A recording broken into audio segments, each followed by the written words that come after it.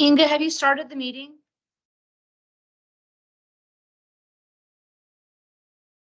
Because if you have, you're muted.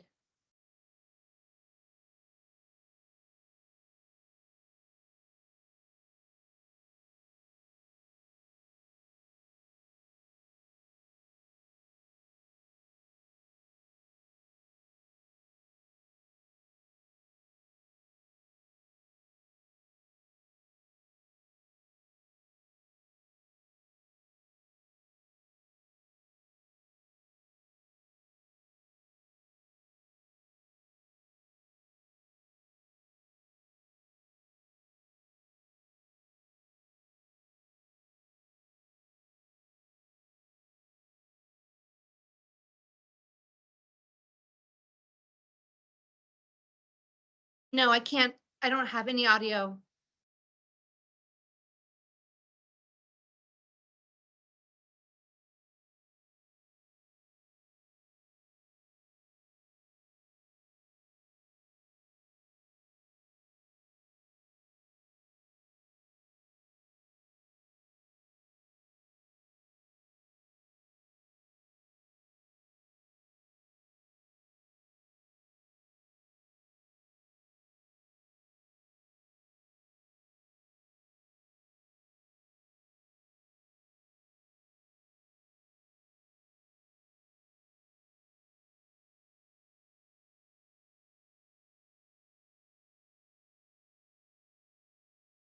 Thank you, Bruce. You're very welcome. Just roll call. Sure. You're introducing yourself. Bruce doesn't know everybody. I just. Bob Honifer. Connie Freeman. Nancy Taniguchi, outgoing chair, Autumn Peterson. incoming chair. Incoming chair. Excellent. Jay Sexton, former president of the Oregon State Grange, Oh, retired emeritus now. last Thursday. Oh, wow. Congrats. And the new president, oddly enough, is Sunny Hayes Eberts from Mary's River. Oh. Yeah. Cool. Got He's in the local- county. Yeah. That'll be good. That'll be really good. Petra. Oh, we're having audio issues. Oh, she Yes. doesn't have I can hear you. Was that loud? I'm sorry. Could you kindly introduce yourself? Yeah, hi. Petra Sheets. I'm the planning director for Benton County. The Historic Resources is part of the planning division. I'm also, as of a few days ago, interim community development director. Oh, congratulations. So many shifts around here. Inga Williams. Planner. Yeah. Planner. All right. Thank you all very much. Everyone is welcome. Oh, my goodness. No, I always drop that on myself. It always happens. Yeah, that's why you gotta wear a shirt like this. Doesn't show. Stop dropping it on yourself. Okay, Start minutes. cheating in the car. Does anybody, you all got copies of the minutes, I will presume, and does anybody have any corrections or additions? Oh, good. Do I hear a motion to approve? I move to approve. Do I hear a second? You do, second. All in favor? Aye. Opposed? Okay. Request from county administrator on HRC involvement in county naming policy. I don't see Corey Brogan present. Nope, I don't see him either. He's coming, not, we don't. I sent him 3 up meeting reminder. It was included in the emails I sent you also. Yeah. Only 3? Moving on, middle, he may, if he comes, we'll allow him to speak. But now, Bob, middle housing discussion, and before we do that, I don't know who has all this messaging guide for local preservation programs. I know probably most of you got it, I don't know, but I'm gonna give this to Bruce. I like that. Because it has a section on affordable housing and it states at the top some overlap with density. So it may be pertinent to this discussion. So why don't you just pass it down since I'm just gonna be chairing? Well, I assume you have that, don't you? That's what Inga signed at one time. Yeah. Yeah. She did, and I hang on to everything, so. Bob, what, Well, you can relieve yourself here pretty soon, and you have a bonfire in your backyard. no, no, no, no, no, this is for Bruce. Oh, geez, wow. Yeah, okay, later. Yeah, so I mentioned this, the last meeting, I had, gone to, a presentation by the Albany, planning team on a, particular land use action where the middle housing legislation allowed 22 approved single-family homes to become maybe some townhomes. And that's in accordance with the law that's been passed. Mhm. Unfortunately, the law doesn't have a carve-out for historic districts at all. So the same thing can happen in a historic district. And I suggested just that, I mean, kind of the role we play in the historic preservation month activities, at least in getting this started, that a discussion between Albany, Monmouth, and Corvallis's planning teams and then associated people like Friends of Historic Albany or whoever involved in this thing, could talk through how they're handling either a current action or a pending action and have a strategy. The other side of it to me is there should be a strategy from the Oregon State Historic Preservation thing on how this is going to be handled. Absolutely. And, you know, we could facilitate that interface. I mean, it could be something that we just organize one conference call with the group of interested people, and then they go do their thing and we step away. But it would be nice to have that venue for people to come together and talk at least. So that's the idea. It's a good idea. Others? Well, I am surprised that the initiative didn't include any provision of historic districts. That's really odd. I think it allows for preservation of historic resources, but. Yeah, but now there's the district itself. Now that's an Yeah, umbrella. And what we're waiting for, in my hunch, is there to be a proposed tear down and fourplex inside of a national district. Mm, Proposed tear down triplex. Right. And parking, that's another issue. It hasn't been attached to the bill either. There's not a lot of parking that's required per bedrooms. But that'll be the challenge. And like you said, will the state be ready for that? Because it will escalate through the commissions, through the city councils, up to the state, and maybe nationally, because isn't it under the Park Service? Doesn't it go, does it stop at the I state? think this is an. Mark, this It is. stops at the state, yeah. So the state would decide whether that fourplex goes in or not, and it will come. mhm. I think it will come in the next year or two. No, the parking was intentional, Bruce. I don't know. I don't know. I think it was. No, I think it was intentional. I remember it. I remember it We had a large meeting. being kind of exasperating, but it being, Right. you know, the gavel go down, yeah.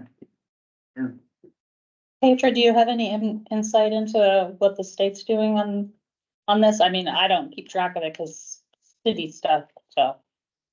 No, not on that point, no, but you know, it'd be interesting to have an intersect or conversation with the planning commission subcommittee on housing, so Ed Wolford and Liz Irish are both on the subcommittee for housing, so it'd be worth having some correspondence with that, and maybe you could ask for a conversation.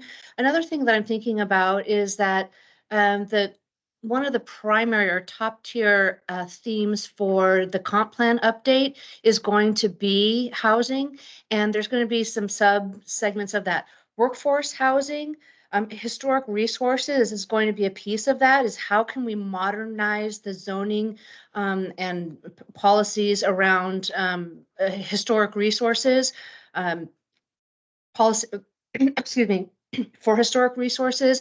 And then like seasonal and agricultural workers, and that's going to be another theme, as well as densities and things like that around the university. So those are some of the things that have been bubbling up to the top. So I can see a place for the Historic Resources Board to look at policy recommendations on how to modernize policies for historic resources. And that's going to be something that we're going to be doing after the first phase of the development code update is completed. But it's going to be out about 9 to 12 months at this point. So anyway, it's just a kind of a precursor thing to talk to you guys about. Well, you go to the cities meetings, right? Are they talking about this at all? I'm sorry, the city's meetings on what? The small cities on this affordable housing stuff? No, they're just case by case quasi decisions at the city level right now. Yeah, not specifically. Shannon's more involved with that, and Rick Krager now they've kind of taken on the lead staff from the planning division or community development. But what we're waiting for is we've just finalized the RFP evaluation process for community outreach strategy for the comp plan. So sometime in the next month, we'll be contracted with them and they'll be putting together a work plan that talks about the themes that we want to investigate further. Like I said, housing is going to be a top tier. And then the Planning Commission is going to be taking the lead on town halls for the unincorporated areas and the small cities. And that work's going to be happening during the fall and the winter of this year. And so again, I think that part of that work plan development should include some of, the other committees and commissions that we have that are working on elements of this, like the HRB. So we'll make sure that you guys are looped into that conversation when we develop the work plan this summer. Thank you, Peter. Yeah, that's helpful. Any other? Yeah, I think utilization of historic structures for housing is a different subject than this law, though. Right. Yeah, and I'm fine with, moving forward with this within the envelope of something else happening. But it's a different carve out to me. It's the strategy of how you deal with a law that's in place that basically the response from the Albany County Planning Board was, don't blame us. It's not our law. We have to do it. Which is, Oh, gee. yeah, it was just sad. Albany of all places. Yeah, they have a historic sense up there. Yeah, they do. So as long as we have a carve out specifically for this law in those discussions, and then that's fine. I mean, if that's the way we want to move forward. That seems to be the way Oregon works, though. I'm That I've sorry? noticed is they come up with they make a rule and then they keep whittling away at it by exception and exception. I don't know. I mean, Albany's already got 2 exceptions already where people have gone back and gotten, this is not in historic districts, but in approved lot development, where now it's gonna be middle housing. And as Bruce said, I mean, there's nothing to stop. It's in a developer's interest to tear down a relatively old building that's not worth much and throw up a duplex, a triplex, townhomes, whatever, in the middle of the historic district. Well, I think the ones that are contributing to the historic district, they can't just tear those down and replace them. The ones that have no contributing value. I think that's Better. probably true, but something like a Henkel house, for example, something that's in. Yeah, like an individual resource, Addition, that could be a challenge too, an Yeah. individual, resource. rather than it being Not even in. a district. rehabilitated as a historic property in a historic Right. district. It would just be bulldozed. Yes. But, I mean, it could make it less attractive if people created like a deconstruction requirement. Instead of just tearing it down, they have to actually pay someone to come in and deconstruct it. Yeah, I'm not aware of the tools that any of these cities have or use right now to protect those areas. Yeah, I I don't- don't think there are any. Yeah, and they may all be different. That's just what I'm saying. There should be a unified strategy, hopefully driven from the state level historic commission on what can be done within the purview of the law and go forward from there. Well, I'll keep my eyes out and I'll do some looking online and see if I can find anything, if anyone's doing any role creation or whatever. Cause, I'm not, like I said, I haven't been keeping track of this since it's really city focused. Inga, on the National APA site, there's actually a really good series of new historic resources of zoning modernization and includes retrofitting for housing and historic structures. It talks about appropriate ways to apply things like solar, um, I think and you guys. a variety of stuff like that. So I know that you have access to that information, but there's a whole new subset of reports that have been posted in the last 18 months that you might want to look there. Yeah, I did, the National Park Service has updated their guidelines, so I've emailed links out to information. Yes. I didn't do it to everyone, just HRC members. Well, you're special. Thank you. And I did connect to Bob with Liz and Ed, but they haven't connected yet. So, I will remind Liz. Good luck. You're sending a lot of reminders and I hope they eventually bear fruit. Gee whiz. We exist. Speaking of the links that you handed out, I don't know if anyone caught that in the mass timber one, there was our own Maria Paula, in one of the videos. No, I missed Yeah, that. mass timber. Excellent. what was it?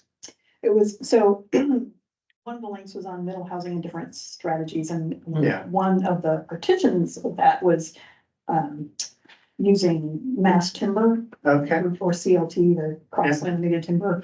And of course, that's one of her specialties. And so she was actually in one of the videos. How nice. Well, when we see her again, we'll congratulate her. Excellent. Star. Yes. Yeah, as far as, getting with Monmouth and Albany, I'm not sure how we would do that, but we can work on it. I'm on. Well, I mean, you connected Albany pretty well in your historic preservation plan. Yeah, I hope that. And if we need to find out the full names and You monuments. want to? Hello. You want to get the resource commissions together? Is that correct? The historic resources commissions together to discuss this? Middle housing as it pertains to historic resources and districts. Yeah. Right? Yeah, we can try.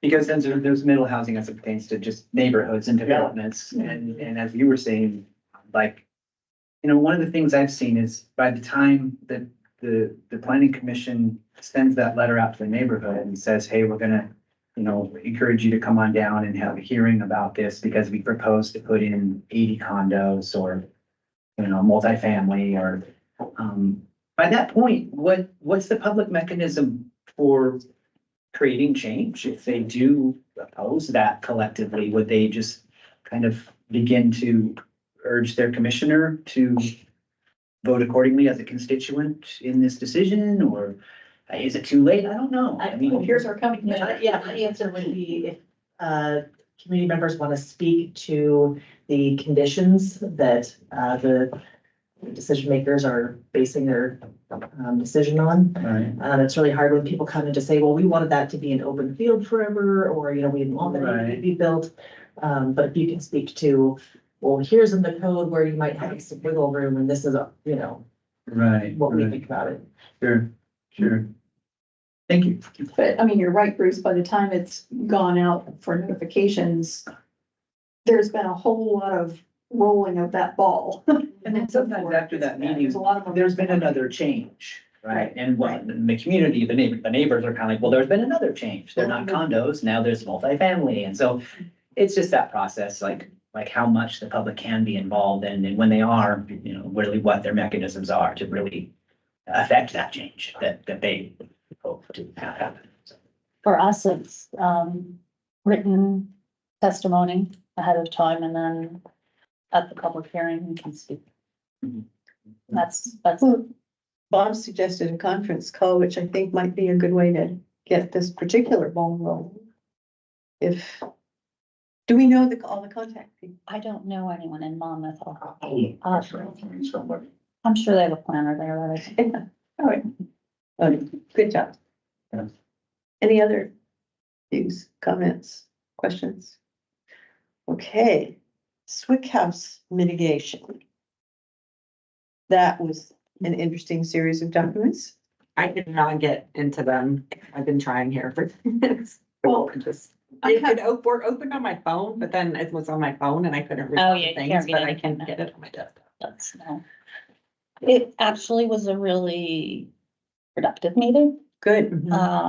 We stayed late. I think it was almost 2 hours. Wow. They had they had scheduled it for an hour and they said we'd be willing to stay late if you want to continue, and everyone pretty much said yes. So it was very productive, much better than the first one. They did have. So we got through everything at all the beginning items really well. I mean, good discussions and everything, and then kind of got stuck on the deconstruction part of it. Mhm. And took some back and forth and a little bit of argument to get agreement that they should try to deconstruct the building instead of demolish it. The applicants construction. Gosh, what was he? The guy who was building the building. Contractor. He was on there, and they were asking his opinion on deconstructing, demolishing, and, so he was not, a proponent of deconstruction, but he was willing to look into it, and luckily on the Portland has, an ordinance that requires it. They have trained People. contractors that go in and construct. They have places set up where you can sell the product. So that's all set there. And so I was able to download that information and give that to him. Start. So. Mm. So And that will be a requirement that they use a professional firm? Yeah. Okay. Well, I did have one comment on that section of the MOA, and that's, there's a deadline for when it has to be done, but there's no timeline for when they have to put out the bid.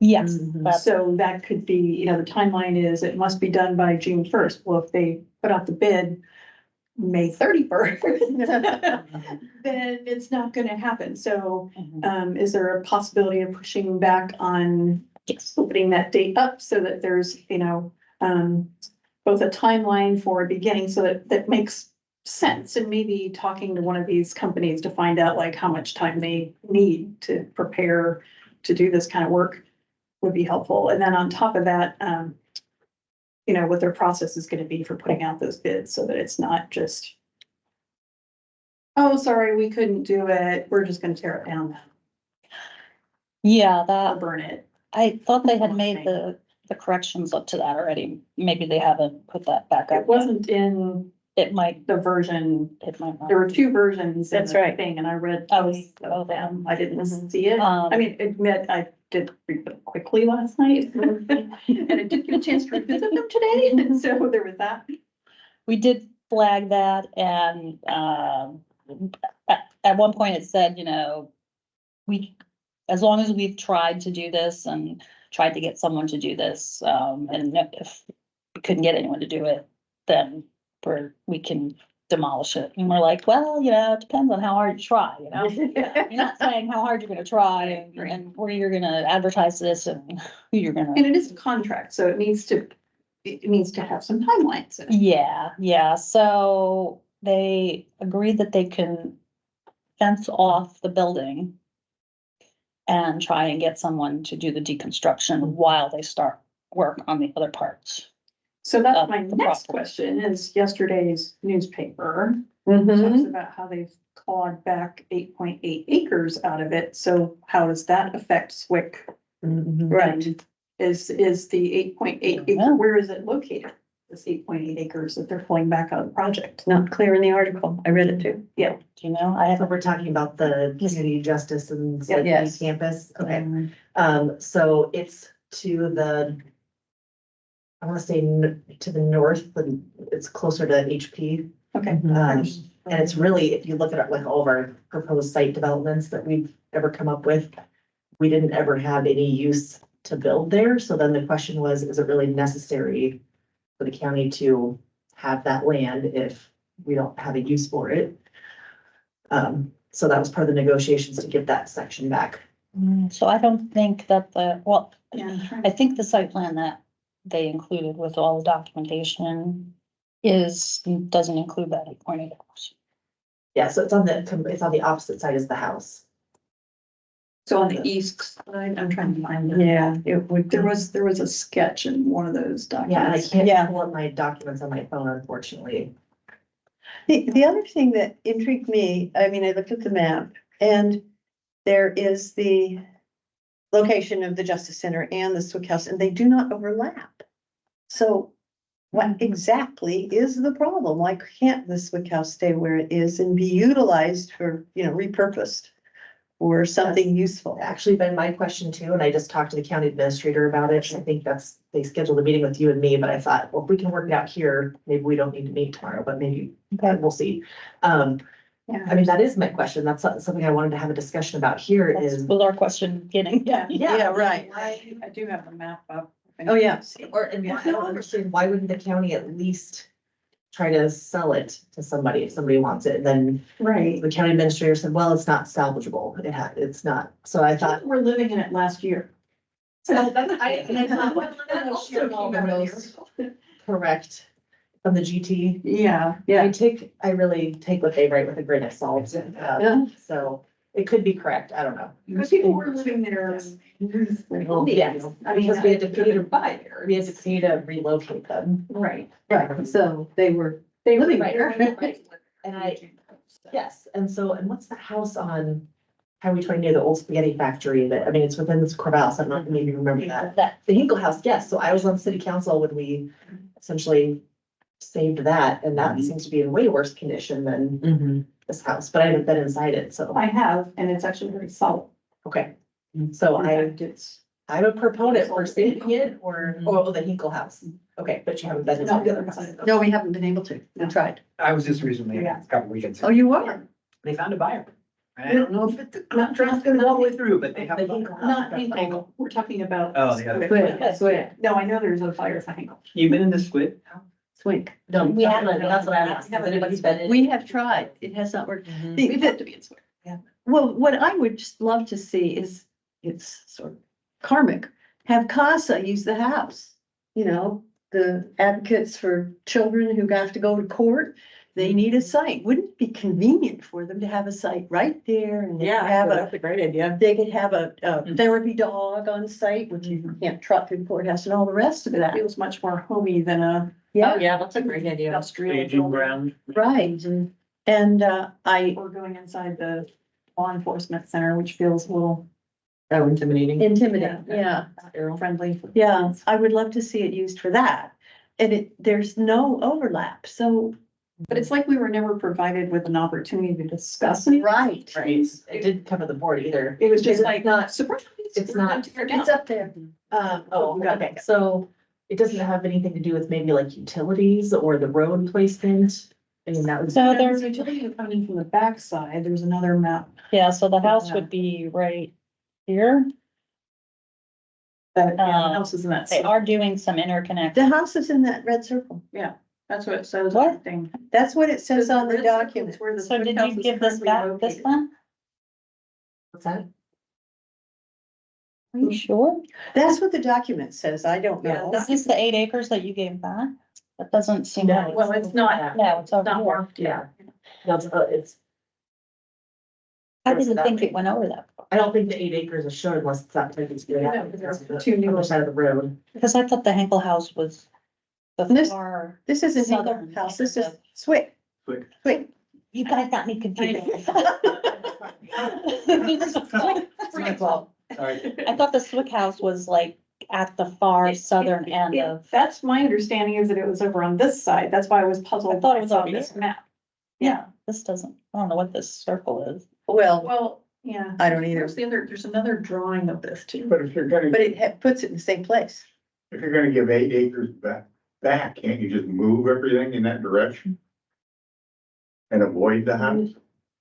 Well, no. So they did a whole, the lawyers did all their negotiations and came to, this is what they want, this is what's mutually beneficial for everyone, and this is what's gonna make the deal go through. And I You think know, some of, looking at that map, I've got to take exception to it being mutually beneficial to everyone, because like the existing house that, as far as I understand, will be remaining, not the Swick house, but the house that's located back where the barns are. The back exit goes for that house.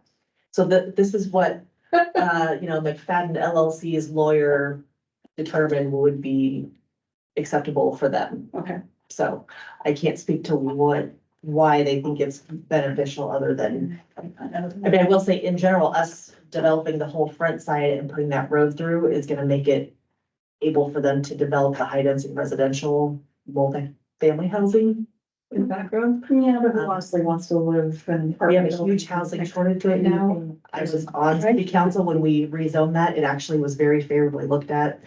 I'm sure when it was rezoned, but that was before you decided. I would bet you $1,000 if they build apartments there, they will all be full.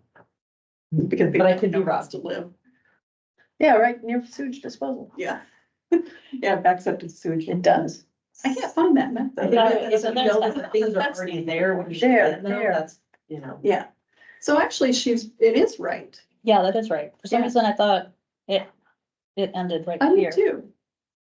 well, when you drive by, kind of fast, right? Maybe it just seems like a shot speeds by. I am. Yeah, so they have a lot of interconnects here. There's a wetland that they're mitigating, which was why they're doing a permit So where's the current house now? It's inside of that. right So here. yeah, that's where Swick is now. Yeah. And then we had a question last meeting and I figured it out later by going back in time in one of the Google Maps. So if you are able to scroll up just a little bit on that map. Oh, up here. Yeah, yeah. So where the. Oh, where there's the existing racetrack. house- Yeah. Oh, yeah, there it is. What is that? It's a racetrack. That was a horse racing track? Yeah. So. Inga, this is- is there a chance you could share screen, Inga, for a It's sec? gonna be- I had no idea. And actually, that was my other comment about the MOA is, I know that the history of the McFadden's ownership is, not as old, obviously, as the Swicks. But, and I'm still trying to get some information from horse people in the area who know more about this. So far, I haven't got very far. You know a bunch, don't you? Anyway, Mr. McFadden was really a big cheese in the thoroughbred horse racing industry here in Oregon. In fact, he was very instrumental in Portland Meadows and everything else. So, having some sort of nod to the history of that farm too, I think is part of that MOA. Mhm. I don't know how much the McFaddens want to participate in that, but maybe that would be an olive branch even to offer them as, we'd like to Everything I hear and represent. it's just hearsay is that they don't want to get involved. I'm sure they probably don't, but we could probably find, that's why I'm trying to find other people in the community who do know a little bit about that farm and the importance of that farm. Mhm. Yeah, you can see the track Yeah. here. So, and then And that, then there's like an extension here. yeah, and then that straight, long building, that's the shed row barn. Mm.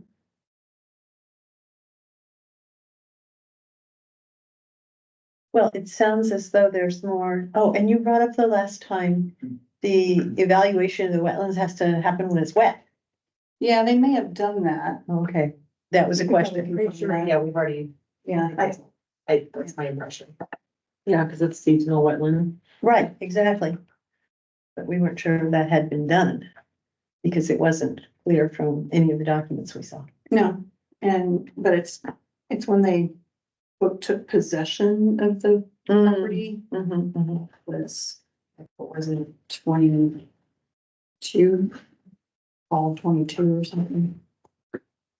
I know the county has been working with the city of Caballos also, so they will, you know, all the right stuff will get done that needs to be done.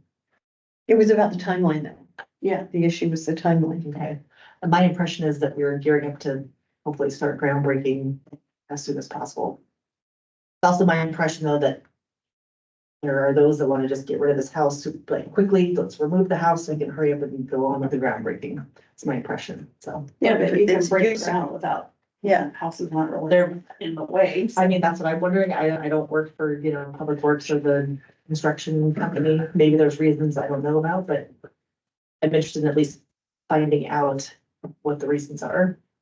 yeah. And at the very least, you know, Cause I why, mean, why just could looking we? at this map, it's like if you're building, this is the entrance road and the building is over here, I don't. Just I like when can't sit OSU there while we're doing it. OSU tore out the Sunflower House. on Yeah, Ninth Street and there's nothing being built there. Yeah. They still tore it out. So I don't know. Yeah.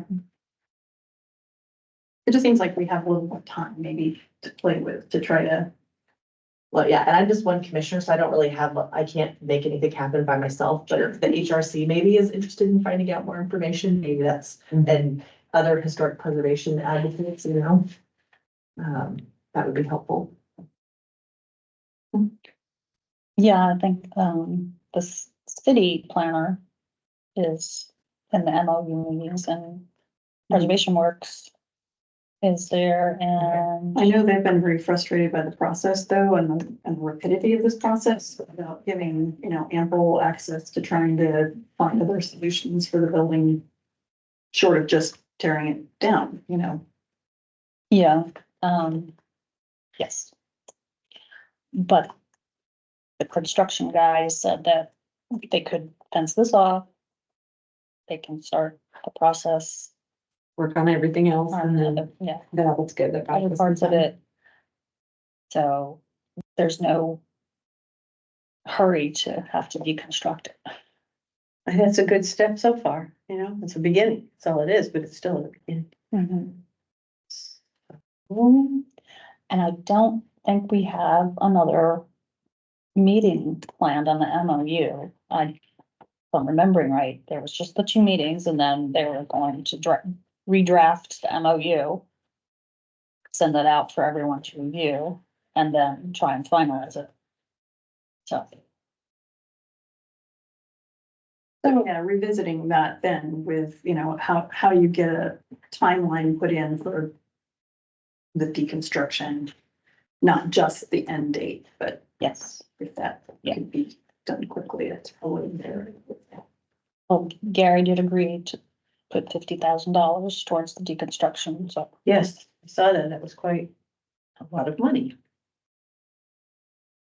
But then you should think that they would want all their Ts crossed and Is dotted and therefore have the deadlines for the RFP and that kind of thing. I mean, it should be, it's a contract, like Tanya says. So to whom do we address these concerns? How do we do that? Well, you can send them to me and I will. forward them. I think you'll run across the Compile them limit. all and forward them on, yeah. Okay, thanks, Inga. And I would offer too, if anyone wants to come and make a community comment at board meetings, you can do it in person or virtual and just say, hey, this is who I am. I have this concern and just, because like I said, I'm one commissioner, but if the other commissioners are kind of more aware, know that there's other people that are interested, that could be helpful. Okay, thank you. Yes. Thank you very much. Anything else on Swick House? Okay, I guess we're done. Ongoing updates. Historic preservation events. Yeah, so Doug did his training of tour guides. He had 3 attendees. That's, ta-da, First was one, good. which was great. I didn't really expect that he was gonna get a whole bunch of people, so 3 is great. It was great. Mhm. And Bruce, why don't you want to tell him what you're planning on doing? Well, Bruce? you know, they just gave, the three that had come, you know, kind of the retired teacher, what's his name, that gave the tour training? Doug. Doug, yeah, sorry, I just Doug Eaton. skipped me. Yeah, Doug just gave us the options to kind of give a feel of where we might like to take over an existing tour from some of the older, you know, tour leaders and then just kind of maybe come up with ideas of some of our own too. And so they encouraged us to just kind of throw our hats in the ring. You know, I got a chance to go through Harding Center High School, College Hill last year with Eric Wright for the first time, and that was my elementary school. And I hadn't seen the preservation work done on it and the restoration work, and it's fantastic. And, you know, of course, the staff doesn't like the old windows. Yeah, they're like, they're cold and then, you know, but it looks beautiful and it's very functional and it's an incredible project. So I had an idea of, you know, enhancing a College Hill tour that might start there and work up the way up 31st Street. Because another fun story is, you know, that College Hill at one point in 1925 was a fancy new development coming into town up on the hill, and it had been, you know, it had been held by speculators, you know, who had bought off, you know, that claim there that was donated by Johnson and they sat on it, you know, and so, you know, one or two or three construction, you know, operators bought up sections of that from the speculators and started building fancy new houses, you know, and that's kind of a good story for now. You know, because at the time, you know, also that College Hill, a lot of the residents point out that historically 40% of the owners there either rented out rooms or specifically bought investment houses to rent out. They were rentals for college students. And so the rental in College Hill, you know, is sometimes frowned upon, but you know, you have to tell the story that it's very much part of the neighborhood. The college kid living above the garage, or, you know, that was a big part of the neighborhood too. And they're great stories, you know. The original CCRs even, you know, no livestock. You know, this is great. You know, this is fun, you know. Now everybody wants chickens, but you couldn't have them then. That was a big deal. What, chickens? Yeah. This is fancy. Yeah. So just imagine that. And it's kind of fun. So those were my ideas of just to enhance the College Hill tours. And I'm sure there was a great interest from the other two tour operators too, that, you know, that are going to be coming in. And yeah, we have a chance to just have some fun. And that's kind of where I'd like to, you know, kind of come into. Some really good experiences on tours have been when, well, it happened once, but a homeowner opened their home to the tour. And Right. it was actually me and Doug straggling behind the tour, and we got to come in the kitchen and see, you know, original wooden counters that were just huge in this old kitchen. We were like, what? And we just spent like 20 minutes in there. We're like, I don't know what the tour is. You know, we're just inside your house now. So, you know, maybe a couple, you know, homeowners could agree to open up the house that day on their tour, or their kitchen, or, and, you know, Deb Cadis lives in the College Hill neighborhood, and she does a lot of, you know, expert work inside and interiors there, and she could help with that maybe. And I might know a couple of the neighbors still, you know, hanging in there. And so those were my ideas. It was a really productive and hopeful kind of a night. We did toss around the fact that there's an operator beginning to monetize some tours in town, and that's kind of fun too. I mean, it's all good. It's good for just murmurs about the town for people that may go elsewhere that have come, or they come back.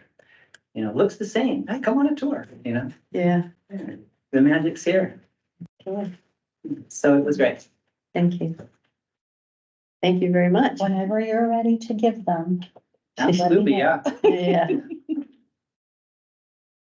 I asked Judy Gentman if she could do the Crystal Lake tour, because she had not been feeling the last time I contacted her, and she just emailed me today. She emailed me back that she's still not feeling well, so. Mm.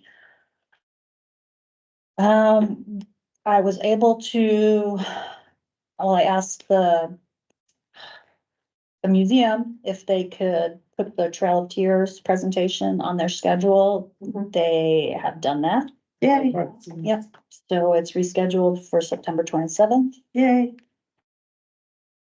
which is, I believe, a Thursday. at 10:30 AM. And those presentations always got a lot. Yes. So I'll feel a little better about it. It's gonna be at the museum, right? Yes. Yeah. And it's a wonderful presentation. September 27th. Wonderful. 38, compared to this one. And I still would like to trying to get someone to come and do a deconstruction workshop. Carol Chen is, I still have to, she's so busy. She's here and there and everywhere. She's doing everything. Yeah, she does. But, was going to try and organize a campus mystery tour and, just, what was the other tour of the. Sorority houses? The Sigma, Yeah, the fraternities and sororities. right. So if that happens, that would be cool. And Bruce, yeah, I still got you down for the College Hill and school tour, so got that on the list.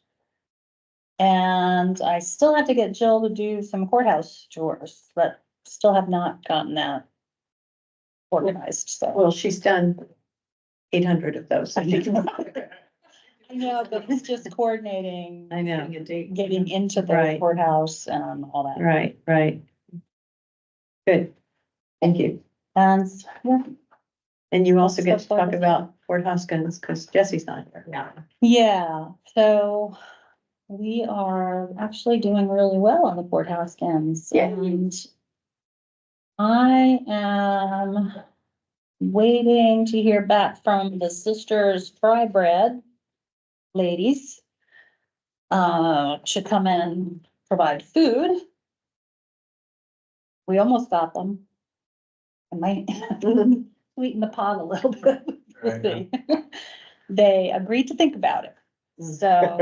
All I right. know. They have really yummy food. I mean, they make fry bread and then they like stuff in it. Mm, If they come, it'll be really nice. okay. And we definitely need food out there. Yeah. And I thought I had put on here, let's see.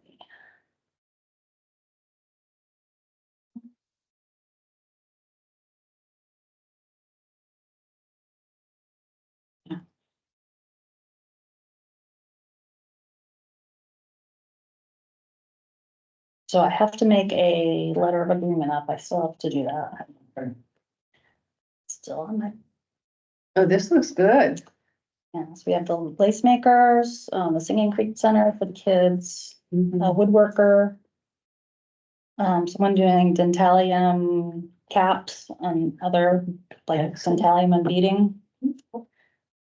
Felting and blacksmith coming from the, Oh, antique Poland. Mhm. yes. And, Corvallis Museum's gonna bring stuff. We're gonna set them up in the commander's house Oh, good, you got one. with their items. I've Yeah. never been in the commander's house yet, so. Oh, you must go.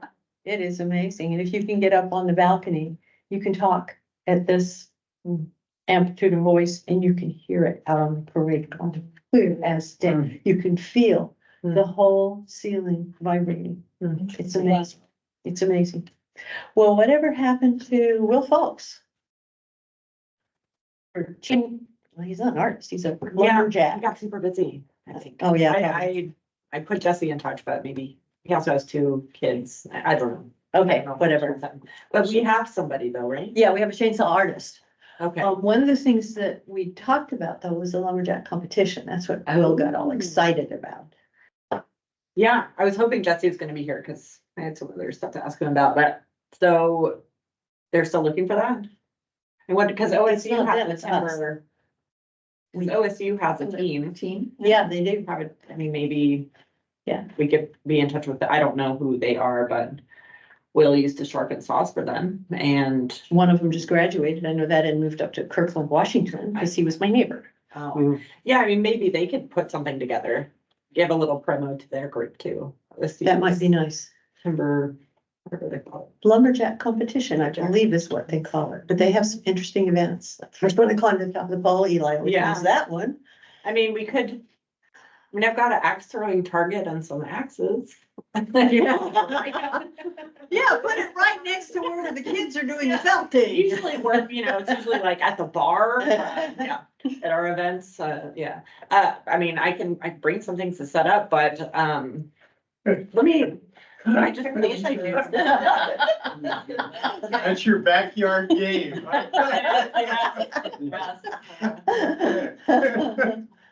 Good thing you have a really long driveway. Yeah. Yeah, you can I'm park not all very the, good at it, but. park all the emergency vehicles there while they're waiting, yeah. Super long ass team. Um, Well, the city of Philomath might have contacts too, because they do their, Philomath frolic and rodeo stuff and have all kinds of competitions. And even the city of Monroe had some of that recently, so. Plymouth High School used to have some logging sport stuff too. I was thinking that's what they had. Well, I think it'd be fun if we could do a logging competition of some sort. Yeah. But I'm totally with it with Autumn, because I used to compete in college with that stuff too. Did you? Yeah. Cool. Making a comeback. I mean, they literally have Everybody's axe axe throwing throwing, bars. everybody. I know, I wanna go, but they're like in Salem, it's too far. Well, you can come to my house, my backyard, just don't have the goats. Oh. Forestry Club logging sports competition, so it's the Forestry Club, so maybe, Oh, yeah, I don't know. the- Cody's daughter. She's a forestry Elizabeth major, I Reeve, think. does anyone Cody know Hall. Elizabeth Reeve? Elizabeth Reeve. Don't know Elizabeth Reeve. I will email them and just see, because again, if we can make a bridge between other, this activity plus OSU, like, I'm all about trying to loop OSU and get some. It's all good. Mhm. Thank you, Autumn. Okay. And Raven's gonna do a 1 hour workshop on the dentalium. Good. You're gonna make a cap in 1 hour? Those are not very big shells. I have a necklace of them. Oh, probably not. Oh, good. I don't know. She's gonna do a workshop. Okay. And Teresa's gonna do a felting workshop, and then we're gonna have fiddle music. We got with fiddle music, then we've got this Northwest Civil War Council. Those are the people that dress up. Good. Reenactors, they're called. Yes. And play music. And then Gordon Monroe. So, and then we're still trying to get another storyteller. Hopefully Native American from the Sledge tribe, but we still haven't gotten. Well, David Lewis is, Information. enrolled in which? To what? David Lewis, he's the second from the top there, author David Lewis. He's an enrolled member of, I don't know whether it's Celeste or Grand Ron, but he's enrolled. Okay. But I don't know. Those are like backups. Oh, okay. I think he's probably Kalapuya. I've seen him in various events. Yeah, as soon as we find out if that Jesse's coworker's father can or can't. Got it. Okay. Then we're gonna try to get, Okay. work the other. right. So did you want a response from Wild Talk? We got one and I told them, don't bother, Okay. because you're only probably playing for like an hour, and they said it was worth it. But I do remember that you wanted to do a jam fest at the park, and just let us know when you want to do that, so. That's good. And that's pretty much, I still haven't found a napper. It's like my thing, I want a napper. You know what? I saw one who was a Kalapuya, and the contact was the ranger out at Sweet Home. He had the contact with the napper. He no longer works there. Oh. Okay. We tried to find him. Yeah, right. Yeah, he retired. Yeah. Well, darn. I've tried every which way to find someone I did, whatever. I know there's It's steel ongoing. knives, but there's like these guys in Portland that do steel knives. I wonder if they would know a napper. There's the Northwest What's Napping napping? Society or something, so. Sharpening? No, Making it's when arrowheads. Stone place. you press your deer's antler into the side of the obsidian and it flakes it off until you get Okay, okay. It's- Arrowhead or It's spearhead or it's that's. often flint napping is Yeah, flint is napping. often what it said. I'm gonna ask my primitive skills friends who. go Tools to these from the things. flint. Yeah, I know, I have somebody that does the nice thing. Maybe- So maybe one- they know enough. Let's see, the one people I did knock out were like basket weaving or something. There was one lady who was like, do I have her on here? No, I didn't write her down, but she was like, oh my God, yes, this is wonderful, but I can't make it this year. Like, okay. Do you want somebody who knows how to make baskets, or do you want somebody who's an enrolled tribal member who makes baskets? Ideally, it would be a tribal member. Okay. Cause I know somebody who makes baskets, she's not a tribal Yeah, I know too. member. Okay, well, But this is a great list. yeah, so we're at the point of actually, we will start placing folks on a map and coming up with a schedule. And as soon as I get the agreement out to them and they actually respond back with. Good. Until we speak with the date on this I again. mean, It's October 22. 5th. Wait, I had a wrong date? I think it's October 5th, isn't it? yes, October 5th. October 5th. Okay. It's the same day as the apples Yeah. and the cider Saturday, so you can't do it. And I can't be at cider Saturday. Dang it. And I might be able, I'm working on getting some temporary signage permits from ODOT to be able to put a sign for people coming from the coast and a sign for people going out to the coast. As long as I can get the two property owners to respond back to me. That's a very, very good plan, Anita. It really is. Okay, other issues on Fort Huskins? And Bob? Yeah. update on trade school? Yeah, a little bit. So been going around in lots of circles thinking about for the new people. We have been proposing an idea about starting a historic preservation trade school here in Benton County. And kind of looking into who we could partner with, pair with to make that happen. So it's kind of been an existential exercise of who are we training, and that's been a bit of a moving target. So we had talked about like the county parks and recs people wanting training to help restore our own structures, which that would be kind of in a workshop mode, like a 1 week at a time kind of thing, or here we're doing, mortar work this weekend, or, these short little snippets of classes. We also talked about having a kind of a degree-ish program, like the Clatsop Community College has a great historic preservation trades school, but in talking with them, they're not interested in kind of doing a partnership with it here. They don't have enough juice or interest or money to their coffers are not overflowing with resources to go, oh yeah, let's make a, adjunct property in Philomath, Oregon. I'm trying to get Philomath. But so going back to the drawing boards, I also wanted to, the options are align with another nonprofit that's already doing this, which the number one in the area here is HistoriCorps. And they have a new regional director who I really connected with. We had a great conversation.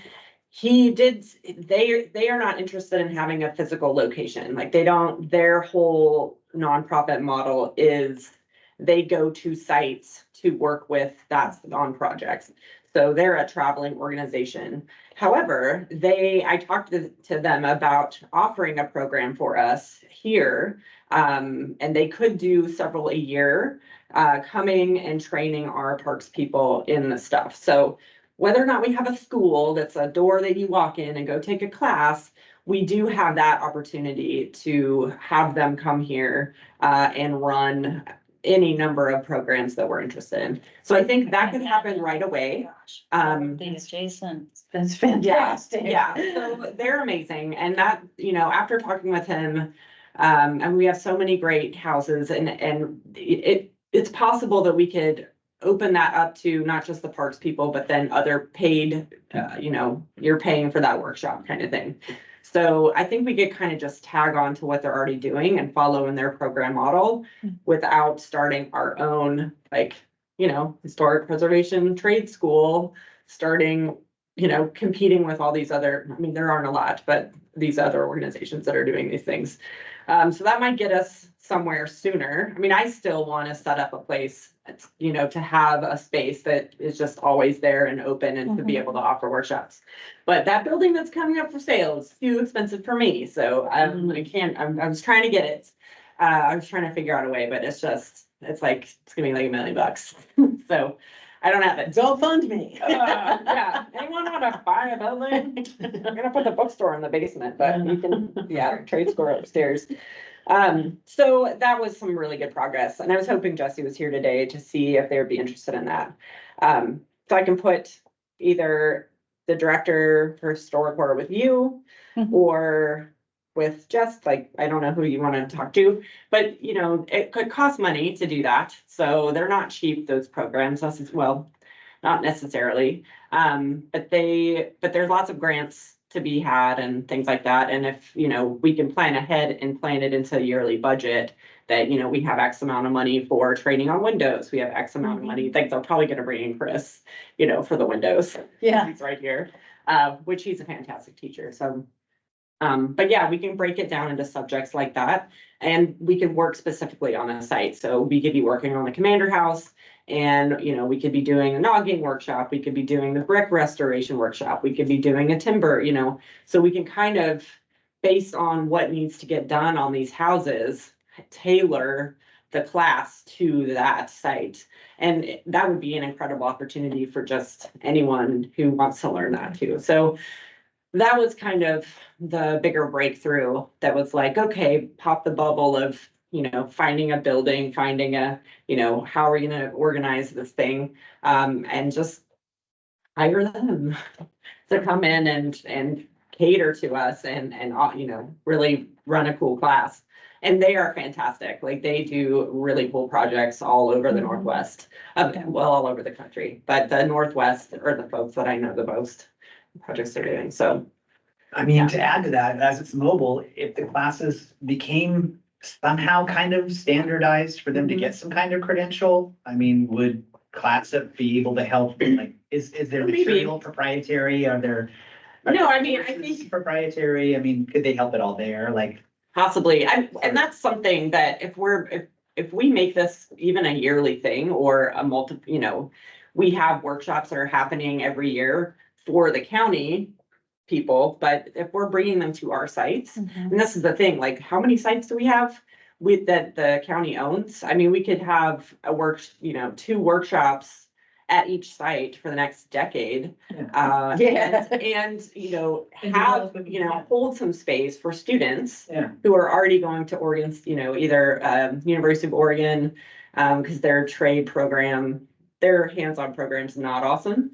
And then the ClassUp Community College, I mean, they could probably get extensive credits. It's 2 credits to go to field school at University of Oregon. They could get, I'm sure they could get credits. It would just be like, we would have to do some paperwork, but, What about LVCC? and possibly, but yeah, they don't really have a score. No, but they Yeah. could. They could. Okay. Thank you. But it's not gonna solve, there's some people that wanna go the degree route, but more people I just wanna learn how to plaster. I just wanna learn how to do lath and plaster because I'm doing my house. right. Right. And I can't pay that $25,000 bill that Yeah. they're telling me it's gonna cost. So, that's like, Well, limit was 200. Yeah, 200,000, Yeah. for the grant, YouTube will only get you so far. right? Okay. Well, So, I forwarded you that email. I don't know if you had a chance to see it about, I can't think of which city it was on the coast that they were putting a referendum out there for their community to pay to have a trade school in the community, just regular trades, not historic trades, but it was just because plumbers and electricians and everything, they were having issues across the nation, finding people in those trades, so. Yeah, but especially at the coast, people that have properties on the coast have a really hard time getting things worked on. Yeah, Mm. yeah, I would love to see that happen. Yeah, they can drive in. It's only 50 minutes. Drive in from Newport, piece of cake. Might be a good intermediate thing. Yeah, I think, you know, just this bigger design plan is gonna take years, I think, to really, and then is SHPO gonna get behind it and who's actually gonna fund it? And do we start a whole separate nonprofit, which, you know, I'm not deterred by that. It's like, okay, then we do that, but then that's a full-time job, you know, eating that and, you know, trying to raise money and then we're competing, you know how nonprofits go, Well, so. an opportunity to get a sense of what the appetite is. Exactly. And. you know, Right. So I think this is a Will they come good is next great, step. Will they really come? Right, Yeah, will they right, really right. come? We already know that we need them because we want to train our people to work on our resources. So I mean, selfishly, like, yeah, let's get them here so we can work on our resources and train our people. And then it's possible that, you know, once our county people are trained, maybe they can be the teacher, you know, maybe they can teach it. But I think, yeah, seeing how many people show up. So say there's 10 spots for county maintenance people and there's 10 more spots open to the community. Let's see if it fills up, you know, and then if we start seeing that lots of people want to sign up for these week workshops and pay however much it is to go, I mean, it's probably not gonna be cheap. You know, and maybe there are funding programs, you know, from the towns in our county that could be, hey, we'll pay someone's tuition to send, you know, kid from our town who is interested in trades, you know, there's probably tons of people we get outreach to, like, hey, can you donate some money to send this young person who wants to learn this skill, you know? If you were thinking about what skill to aim at, what do you think what people would be most hungry for? I mean, everyone goes to windows, because that's, you know, it's such a high dollar item. I mean, it's the woodwork part, I mean, that's what I'm most familiar with, is the timber log wood, how to deal with that. Concrete, not so much, but lath and plaster, if you're doing historic homes. I mean, we didn't even have that in some of these, the balloon framed houses didn't even have that. So it's really just based on the region. So in our climate, you know, we didn't have a lot of stone work. We didn't have, you know, There's no brick except for chimneys, basically. yeah, so it's kind of limited to what we have going on here. Slate, I mean, I don't have slate really. You don't have, you know, there's just a lot of those historic trades that are big in the East Coast. They have totally different, you know, architectural, all that than we have. So we're kind of like, all right, we have some stone, wood, you know. Wood, more wood. Lots of wood. Lots of wood. Yeah. So, I mean, that's easier. So anyway, I think we should maybe set up a meeting with HistoriCorps and just have them put a proposal together. At least meet with you, meet with, Jesse to make introductions and then see what their priorities are. Like, what are they wanting to work on? What are the holes in their education that could really help them go? And I forgot that maintenance guy who came, he was super interested in all this. He came to one of our meetings. Aaron.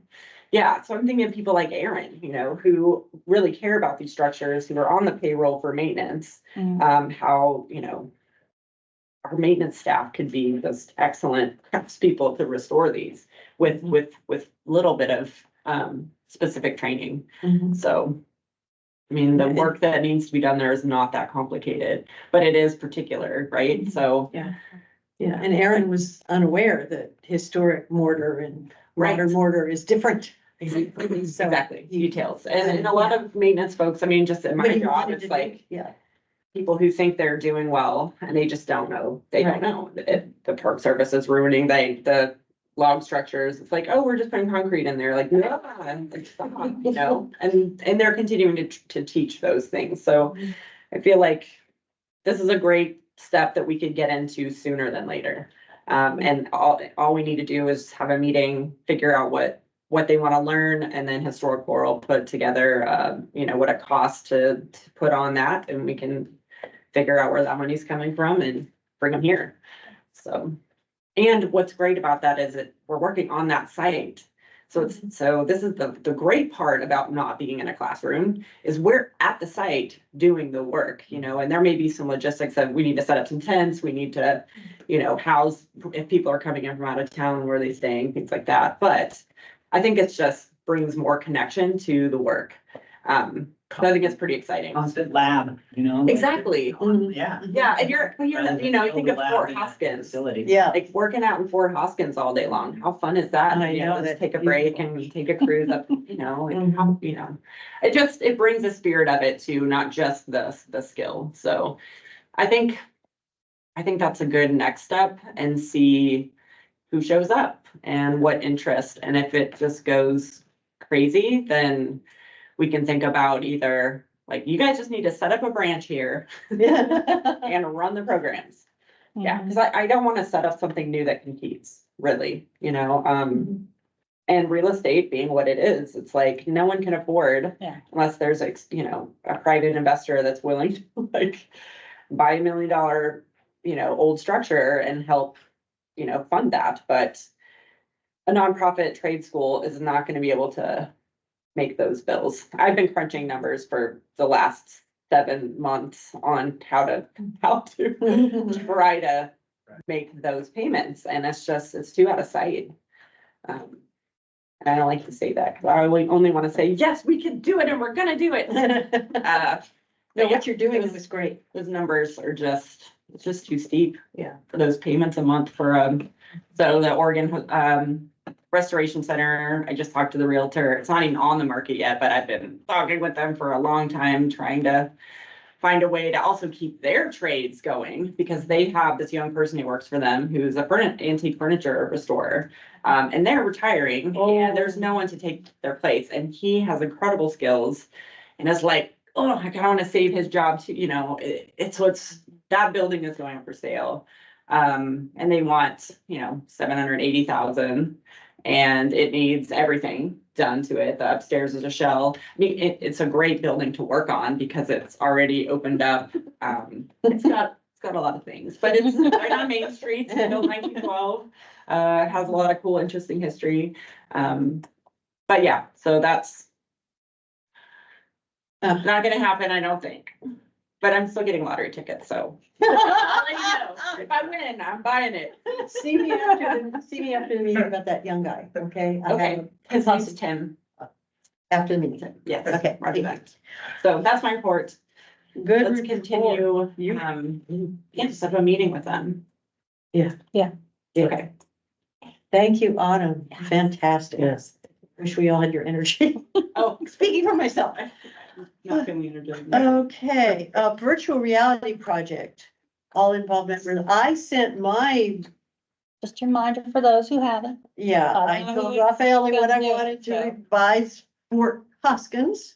And I don't remember what the other ones were. Adrian had something.